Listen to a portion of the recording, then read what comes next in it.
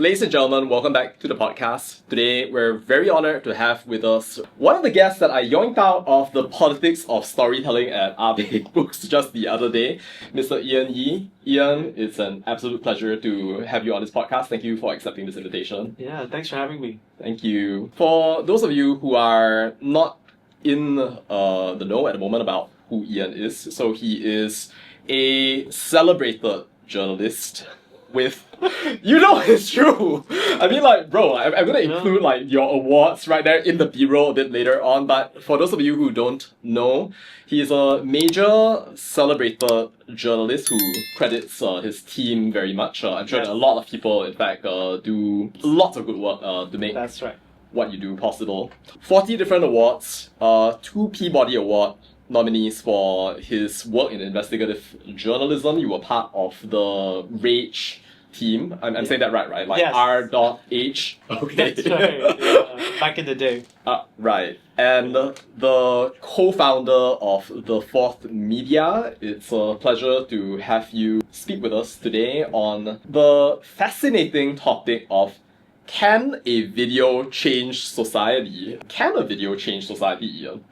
Yeah, I'd like to think so. I think stories are very powerful, and video is one of the more compelling ways to tell a story, I like to think. So I think it's not specifically videos that can change the world. I think stories are very powerful things. So that's what we really believe in. It just so happens that our mode of storytelling involves video quite a bit.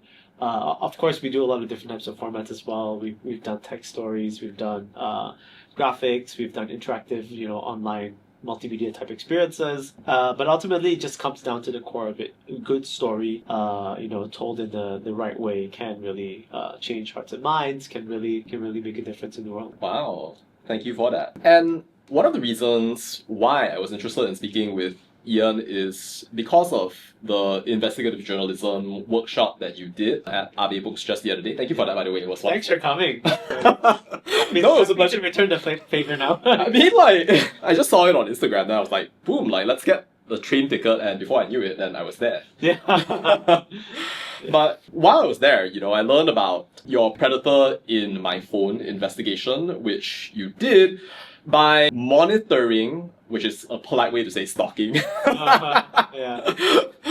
predators, or should we say alleged predators, over a long period of time, alongside actresses right there in a full-on Malaysian reenactment almost of Chris Hansen. You know Chris Hansen? Have you seen Chris Hansen before? Right, yes. That eventually led to the creation and the eventual implementation of the Sexual Offences Against Children Act 2017. I was like, wow. I had no idea that was actually something that you guys did. But what was going through your mind when you decided to do that particular video? And did you have an idea that at some point you'd be able to change the law? Change the world? So it was a full documentary series. I think you saw a short clip at the event, right, at Abby's event. So shout out to Abby as well, by the way. Go check out Abby Archive Books in April. So yeah, it was an investigative piece. We went undercover, we filmed it. So I'll just be clear, there were no reenactments. A lot of people on social media were saying this is scripted, but it was not. It was also a very long time ago. To your question about did we know whether we could make some change in terms of the law, we were not exactly confident. We didn't know how this would go. It was one of our first few impact projects. But at the same time, we also knew that civil society had been pushing very, very hard for it. So it's very rarely where you achieve this type of impact that it is your effort alone, right?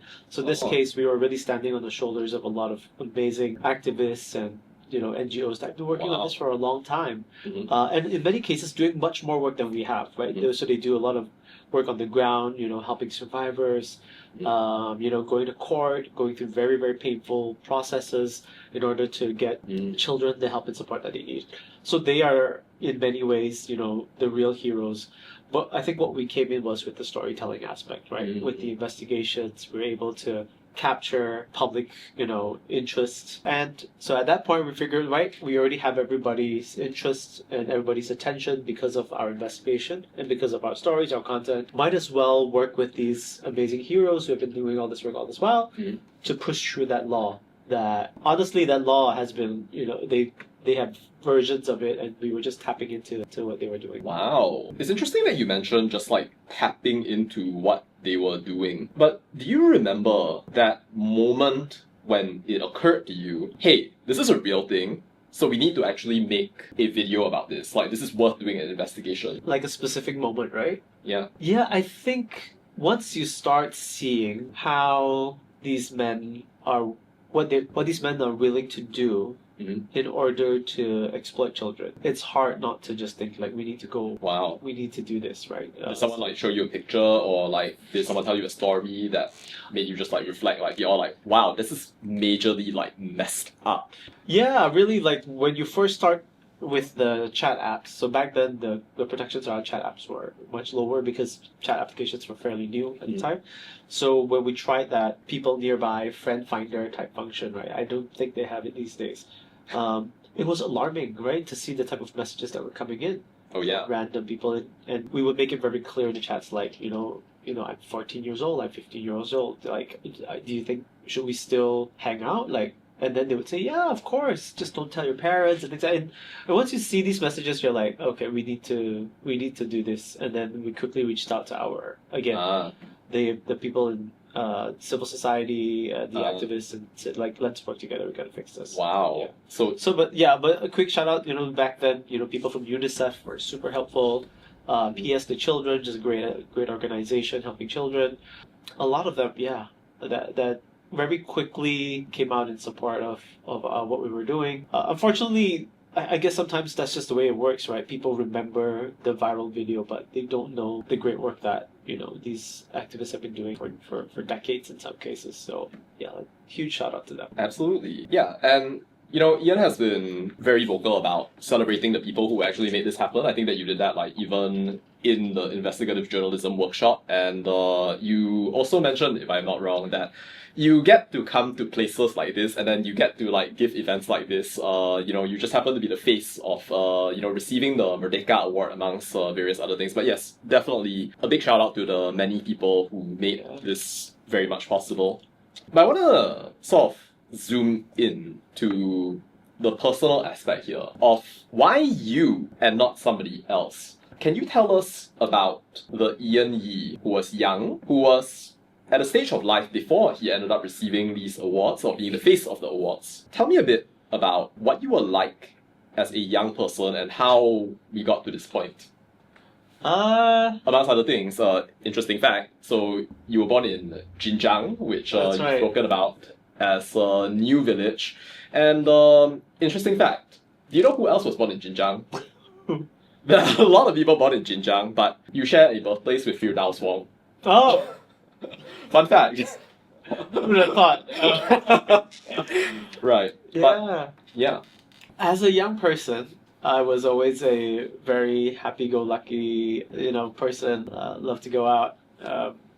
Nothing particularly interesting. But growing up in Jinjiang, it's for those of you who are not familiar, it's a new village, so it was a place that was quite impoverished. It's famous in Malaysia for mostly for like Chinese gangs and stuff. So I grew up in that kind of environment. But I think my parents always, my parents were Christian ministers. They still are, but I say were. So parents always encouraged us to do the right thing, and and through their work as well, they were always helping other people. I've seen them give, you know, so much to other people, even when our lives really were quite challenging growing up in Jinjiang. So I guess it just came to a point in my life where you have to wonder, like, what's important, what's gonna feel fulfilling. And just looking back at the way my parents lived their lives and helped other people, I thought, wow, I would want to do the same, I guess. And it was just a very natural progression. There was no like dramatic, like life-changing moment where I decided this is what I want to do. It just kind of is just lots of steps of just trying to do the right thing and trying to help people that led me here. Wow. So you were like, excuse the stereotype, like the good church boy kind of thing. I guess, growing up, yeah. Wow. Yeah. And then there are so many different ways that a person could live well though. I mean, so what led you into this particular way of like making a difference? Yeah. This particular way, well, it is a very unusual way. I'll give you that. Like, not everybody does what we do. It really is luck sometimes, right? It really is privilege and luck in play. As I hope many people, I think a lot of people, if they look back at their lives, they'll realize a lot of the success you've had. It's a combination of hard work, but sometimes just plain dumb luck. And I think in my case, that was it. It's about finding the right editors. When I first started out, I had really good editors who were always pushing us to do the right thing as well, who also had a very strong sense of social justice. And then it just built from there to the point where we wanted to do something different with R.AGE at the time at the Star, and it just felt like investigative journalism was an important thing to do. We felt we had the capacity to do it, we had the capability to do it, so why not? And then when we started doing these investigations and people online started responding to it on social media, so we were one of the first few people at R.AGE to really take the news onto social media, right? And to do it in a meaningful way, not just as like copy paste, right? So using social media to really produce organic journalism on it. So once we put it on social media, we started seeing the response. Then we started doing impact and advocacy work through that. So again, so it was just a very general progression, and I wish I had something more dramatic to share, but most of the time I feel that's how it works, right? Yeah. So It's just like it happened like 1 minute at a time, and before you knew it, then everything was complete. You know, there's this like Taoist proverb that goes per my WhatsApp status message as follows. No, really. It like made such a big impression on me. Oh, cool. Let's hear it. Nature does not hurry, yet everything is accomplished. There you go. Yeah. Yeah. No, but I think our society definitely has benefited from a lot of the different things that you've put yourself to do, though. And if people are interested, you can actually go ahead and follow the fourth. Yes, please. By going firstly on their Instagram, and of course you can go right ahead and support the fourth with a paid subscription if you are interested to support their work. But they do a lot of great stuff. You have right on your pin posts the apartments with no entrance, the last harvest, corruption in state land deals. Honestly, that was actually the very first time that I had seen you on social media. You were just like randomly calling up like a whole bunch of people having like shady conversation. I hope that this is not one of those like shady conversations right here. No, not at all. But you did a lot of different things. I mean, it's very interesting, but what is your sort of thought process when you're deciding on what you actually want to talk about? Again, we have to say we are really standing on the shoulders of a lot of great work being done by other people, right? And we have to acknowledge that. So, for example, people don't give enough credit to daily news journalists, right? A lot of times think, maybe I'm wrong and we're self-aggrandizing a bit, but I think people look at investigative journalists as like, wow, so cool, so. But really, the work of daily news journalists is incredible. It's really, really so important and crucial to society, right? So they're the ones going out every day, whether it's the press conferences, the court, to crime scenes and all that, and reporting on daily news and writing that first draft of history, of human history. So a lot of times we select our issues based on what we hear from them. Based on what we see in the news, and we're like, oh, this theme is very concerning. In fact, sometimes we do reach out to those journalists, and thankfully a lot of them are very, very kind and do help us along our way and give us a few initial leads.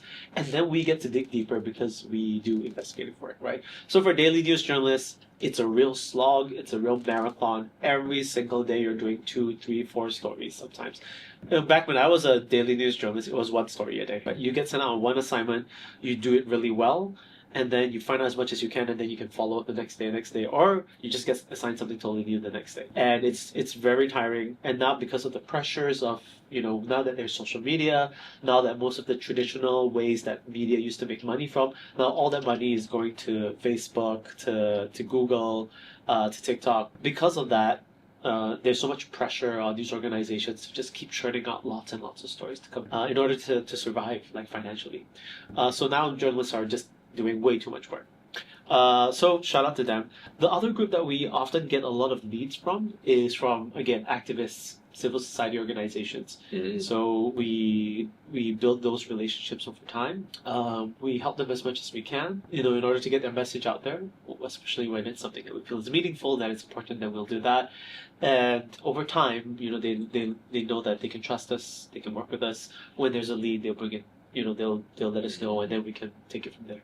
What really is the main difference between investigative journalism and what you say is daily journalism? Yeah. Because when you say investigative, it's like you go deeper, right? So is it just like a matter of degree? Yeah, that's essentially it. Because one thing that a lot of journalists will say is all journalism is investigative, right? Even if you're going to a press conference, government is reading out something to and then taking Q&A. As a journalist, you're supposed to investigate what's being said as well. But you're doing it on a much shorter time frame, right? You're doing it within an hour, right? Nowadays, you have to file the story immediately. Everybody immediately after a press conference is rushing on their laptops to try to be the first to put the story out there. Oh, yeah. Right? Because the first to go out there gets, the algorithm works in such a way that it always awards things that are fast, that are, so it's a bigger problem where, you get news that is not as thoughtful anymore. It's all about just speed, right? They don't have time to really dive to investigate on a longer time frame. So they just have to do it, like you said, it's just degrees, right? On a shorter degree of time. So it's not that it's not an investigative process per se. They're still scrutinizing what's being said.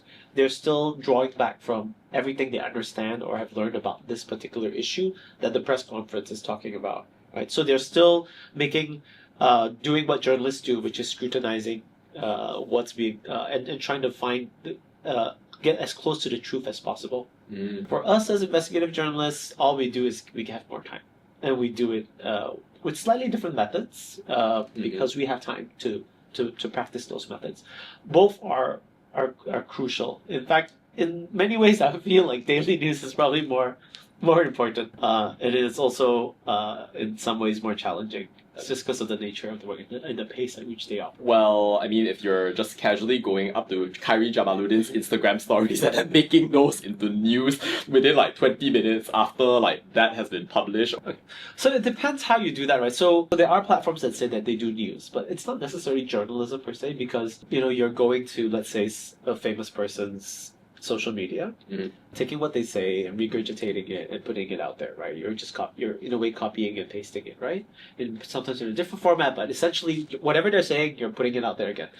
But the journalistic process requires you to then fact check it, give a contrasting view, right? Show different sides of the story. So that's the journalistic process. And I think people don't see that difference, and perhaps in time society has come to value the journalism side of the equation less, right? I just want you to give me the news. Tell me what that person said in the most efficient way possible. If it pops on my timeline on social media, great. I believe I've learned something. But that process that journalism used to do and used to be so prominent in society, used to be much more prominent in society, is not just saying, here's what this guy said. It's also balancing against what other people have said. It's also fact-checking it to tell you whether what that person said is actually accurate or not. Because, surprise, surprise, sometimes people lie. Or sometimes people say things in a way that's not fair. It might not be an outright lie, but it could be a half-truth.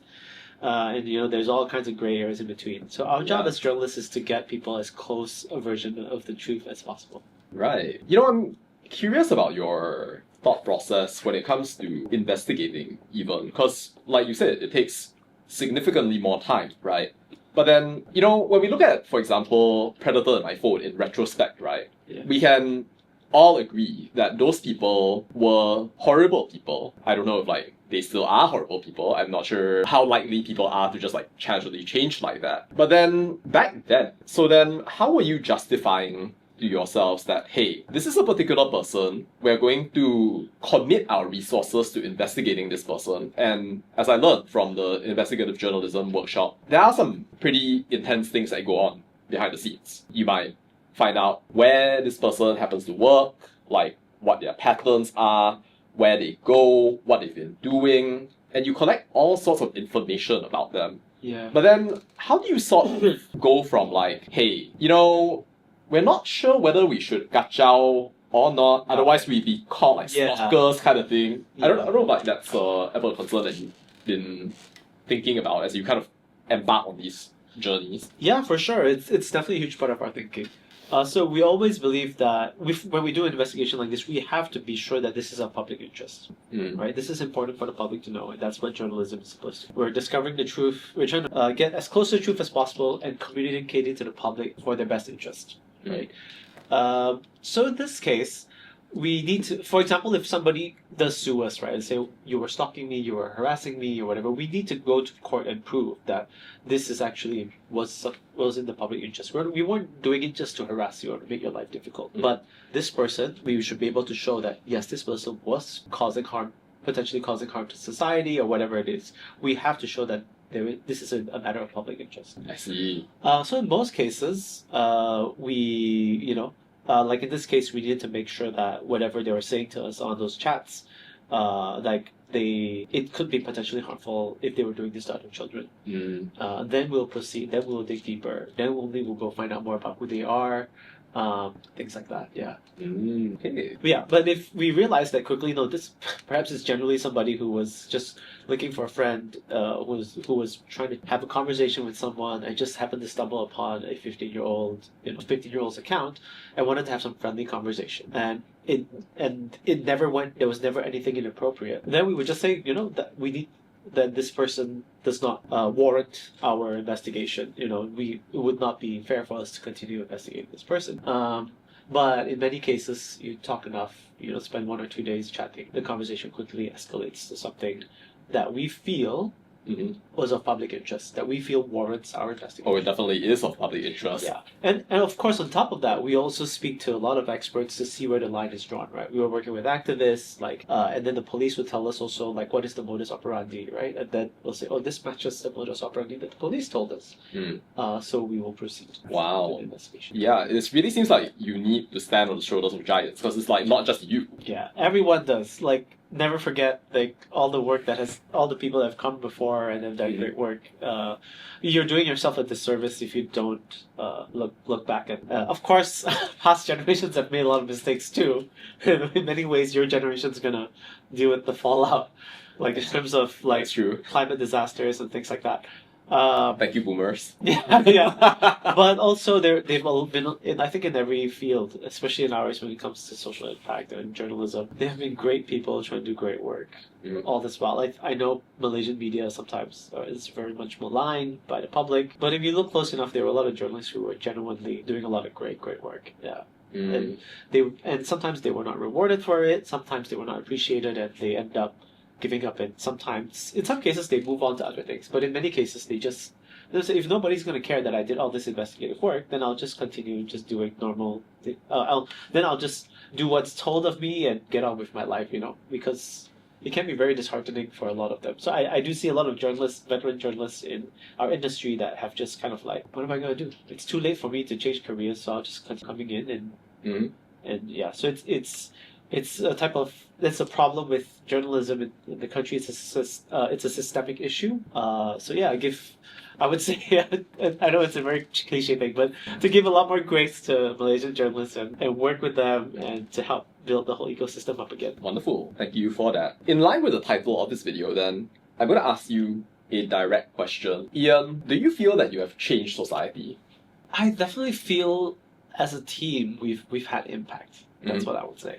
Changing society as a whole is, a huge kind of undertaking, right? To change social behavioral change is a whole other field, right? I bet, yeah. But I do think we've made impacts in certain communities, and I think, and I'm happy with that.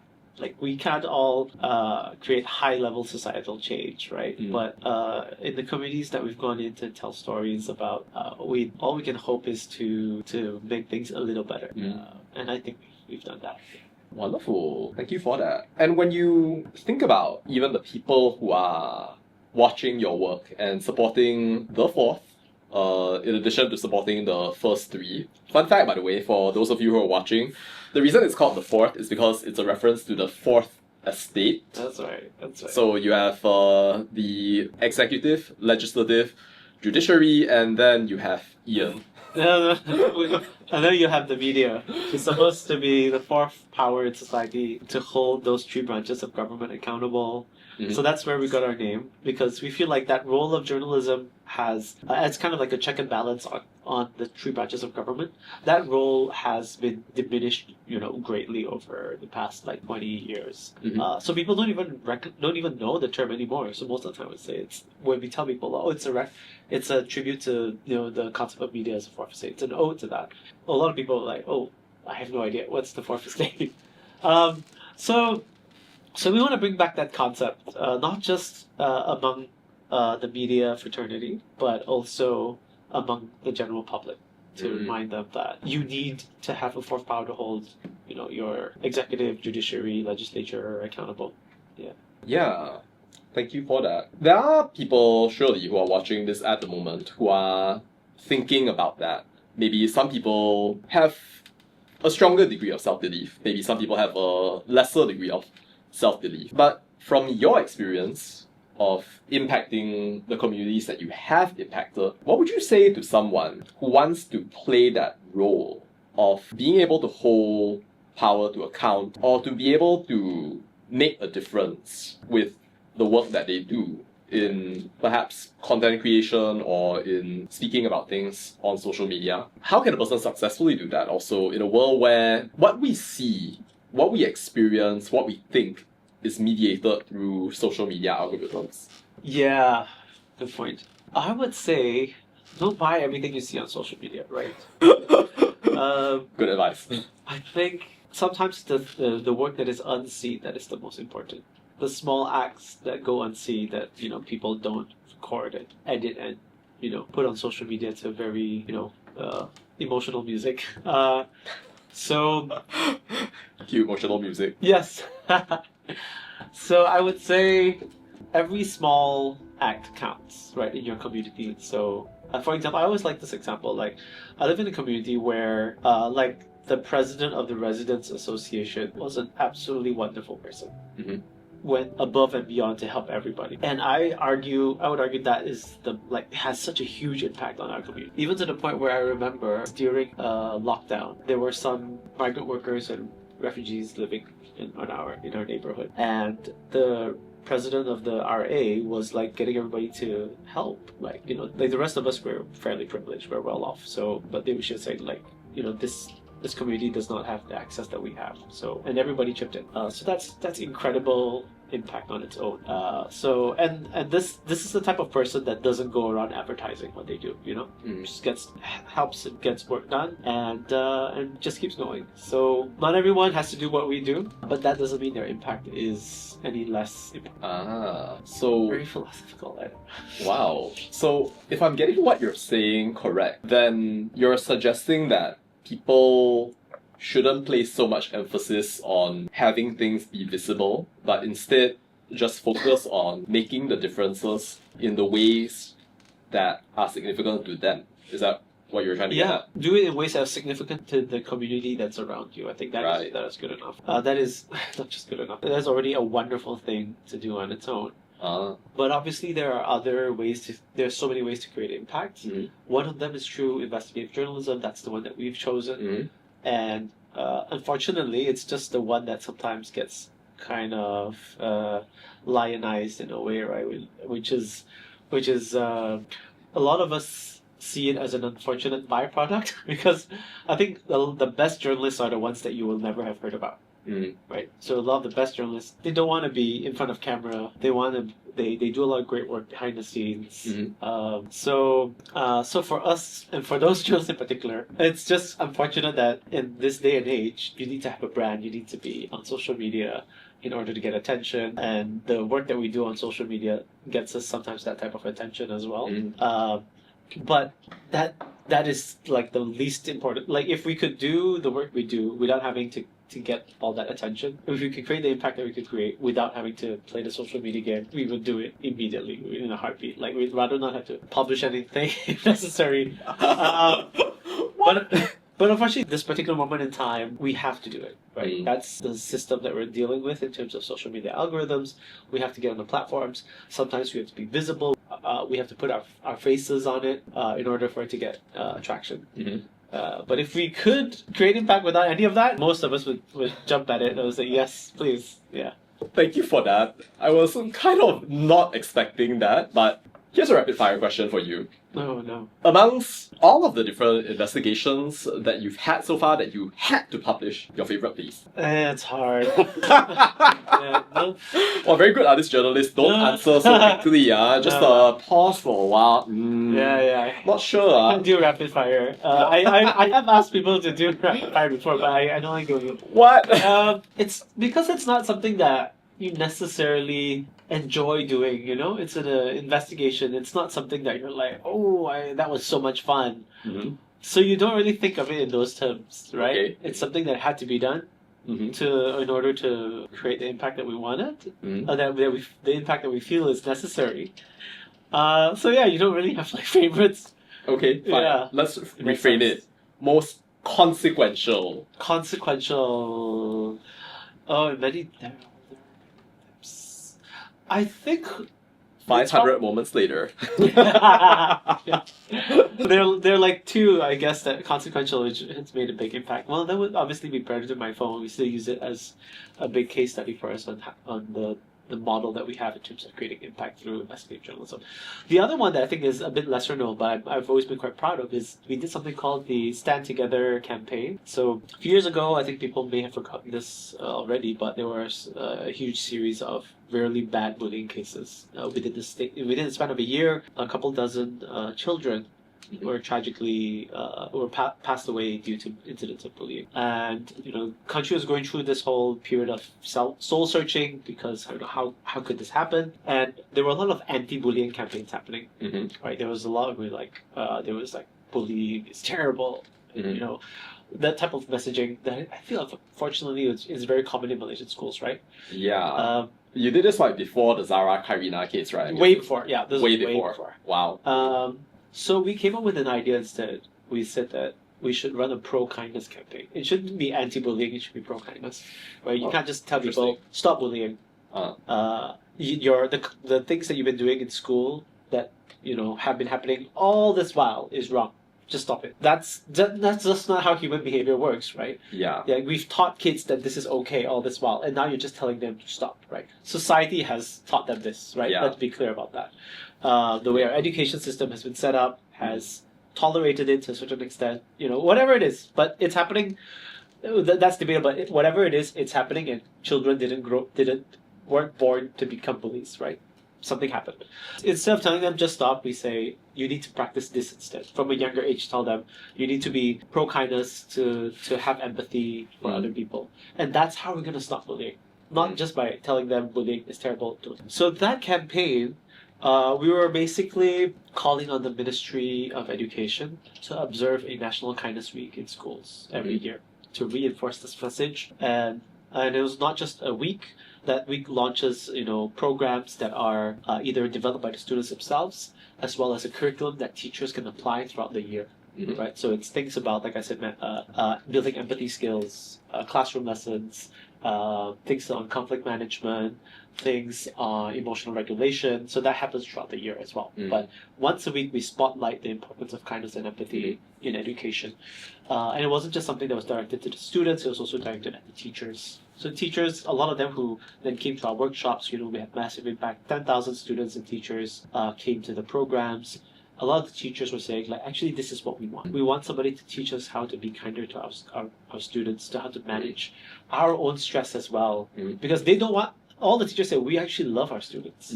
We don't want to be caning them, we don't want to be punishing them, but we've not been taught these key skills. And so a lot of them said that they notice a huge change in the relationship with their students after they've gone through that. So I think that's one of the more consequential projects that we've done. It's not super exciting investigative work to most people, but to me that was super meaningful. Wow. Yeah. And even went to a regional level. So in Malaysian schools we had a huge uptake. Ministry of Education approved it, by the way, for 3 years in a row. They said, yeah, we'll ask all schools to observe it. It wasn't mandatory because schools have enough things on their calendar, but they said, highly recommend that you observe National Kindness Week and apply these programs that we've come up with. But on top of that, UNICEF, the UNICEF regional office also noticed what we were doing and then took it to a regional level. So we had 11 countries adopting UNICEF in 11 countries asked schools and their networks to adopt the program as well. Wow. So it's massive. I love that program. Can you adopt that to a global level? Because I think in Malaysia, people bully one another so much, and so too in this world. My goodness, like, you look at the comments that people leave on social media nowadays, like, it's crazy. And Yeah. there's an education group that I post in once in a while, and its tagline is, how do we educate children? By educating the adults who then educate our future. Yeah. Like, I'm sorry, but like, That's exactly in Malaysia, right. like, our adults can be like pretty toxic. Yeah. That is the thing.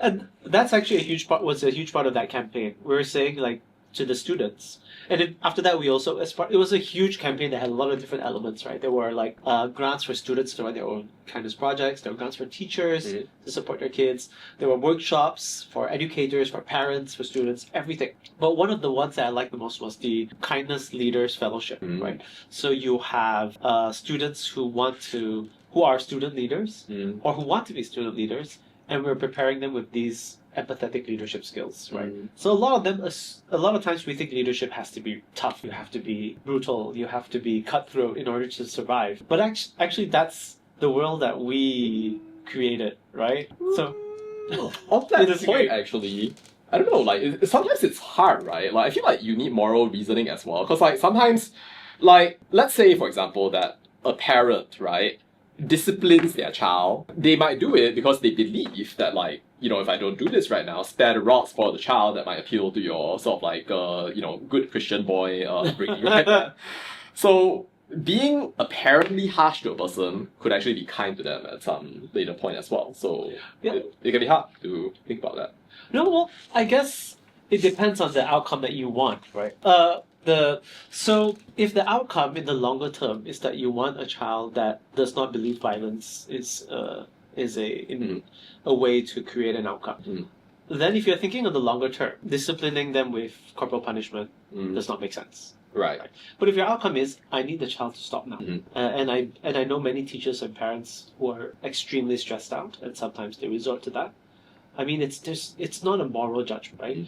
It's, if you really think about it in terms of education, in the long run, corporal punishment or physical punishment is not going to create the outcome you want for that child in the long run. Right. So, and there's been a lot of studies on this. Like, I know there's a huge cultural element to it that people feel like it's necessary, but I think at some point you have to trust the science, where they're saying that it has really, really bad outcomes in the long run. I see. So that was one of the things that we were trying to tell the students, which is in the Kindness Leadership Fellowship, that you don't have to conform to the norms of the previous generation. Like you're saying, like the people who are educating the children, sometimes they're the ones that are messed up, and they're creating this cycle, right? This kind of cycle of trauma. So a lot of it was telling the students, when you grow up, you can be the leader that you want to be. You can be a leader that practices kindness and empathy. And we were so glad that around the same time, Jacinda Ardern came into New Zealand, right? And that was a huge part of her philosophy towards leadership. And I've been lucky enough, I've been in a couple of conversations with her through different programs, and to see how it has worked so well for her, how she's inspired so many. It just was huge validation for that program of ours, that a lot of people thought that, no, that doesn't work in the real world, you don't know what you're talking about. Next time when they grow up, they cannot survive. No, it's not about teaching people to not be resilient, right? We are still giving them those skills. But anyway, in many ways, being emotionally resilient, being empathetic, allows you to stand up to a lot of these toxic behaviors in the workplace as well. So we just couldn't see the downsides of it, but a lot of people did kind of take that very one-sided approach, that no, you have to toughen them up and make them as ruthless as the previous generation, because they won't survive in that. So we're saying no, create your own culture, be the leader that you want to see, and don't just accept, the world's going to be like that forever. So that was the approach, and it worked well. Like, a lot of them, I've seen some of the people from that program since, like, it's been many years, and I've met a couple of them. They were like, that helped a lot, and that has influenced my leadership style, and now they're in leadership programs as well. So yeah. Wow, thank you for that, Ian. So that went on like a whole other tangent for a long time. Yeah, no, that's fine. On the topic actually of creating like your own culture, I'm curious. So you run investigative journalism here. It creates impact in a certain sort of way in lots of different areas. But right now, from where you are, if you were to create one change in our society or in our culture that has not come to pass just yet, and you had infinite power to be able to do that or to execute that change, what would you change? Empathy. Empathy. Yes. Interesting.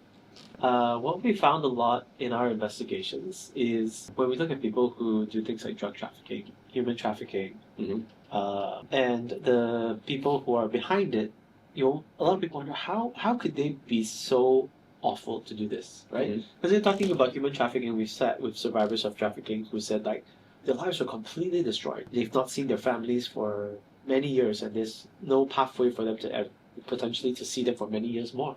So they're stuck wherever they've been trafficked to. They've lost all their money, their family savings are all gone, and it's just terrible. So how can a human being knowingly put this person through that? And in many cases, we just come back to they've lost that sense of empathy, right?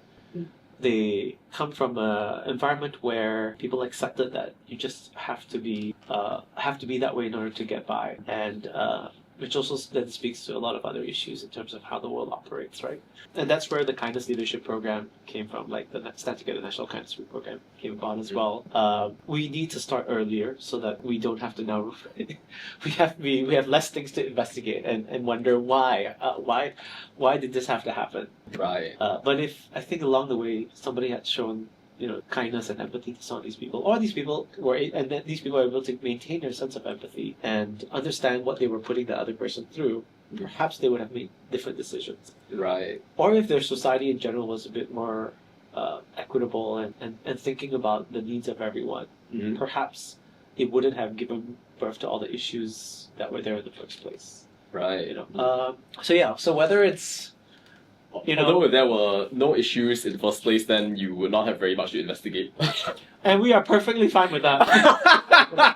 Well, even in the most, I have to say, even in the most, like in high-income nations, where everything seems fine, there are still investigative journalists there because the kind of issues that they will be investigating are going to be very different.